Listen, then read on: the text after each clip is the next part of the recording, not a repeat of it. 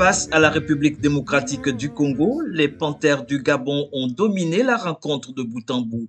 Au cours de cette finale de la Coupe d'Afrique des Nations en Belgique, offrant un spectacle intense et une démonstration des maîtrises techniques qui ont tenu en haleine tous les supporters présents au stade d'Anderlecht.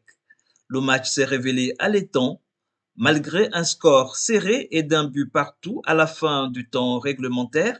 Ce sont les tirs au but qui ont départagé les deux équipes. Le Gabon s'est imposé 5 tirs au but contre 4, portant très haut les couleurs de sa nation. Cette compétition, organisée chaque année par l'ASBL Rusmo, a pour vocation de révéler les talents africains en Belgique tout en attirant l'attention des recruteurs européens. En championnat et on a remarqué l'influence d'arrêt de beaucoup de joueurs qui sont toujours à la recherche de clubs. Donc ici, notre but, c'est de les mettre en lumière. Donc si vous voulez, pendant les organisations, on fait appel à beaucoup de managers sportifs, de détecteurs sportifs qui viennent tout simplement regarder et pourquoi pas dénicher un joueur qui a encore la chance d'exploser dans le domaine qu'il aime.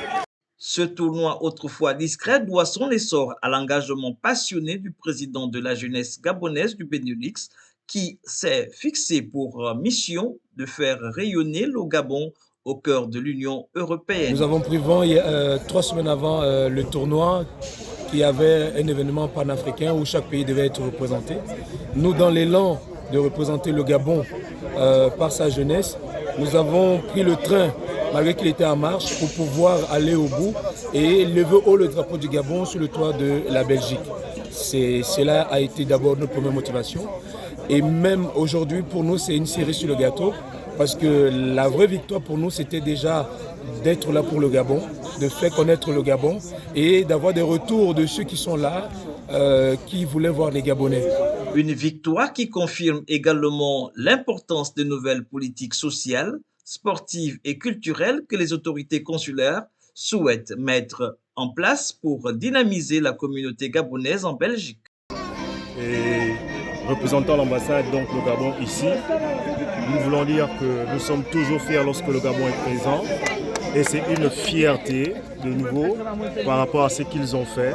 Nous en sommes très satisfaits et nous comptons simplement que l'édition prochaine que nous rapportions, la 3e édition, puisque j'ai cru comprendre que pour conserver le trophée, il faut avoir gagné 3 fois. Durant 2 mois, l'équipe gabonaise a fait vibrer Anderlecht avec un jeu collectif, posé et technique, redouté par ses adversaires.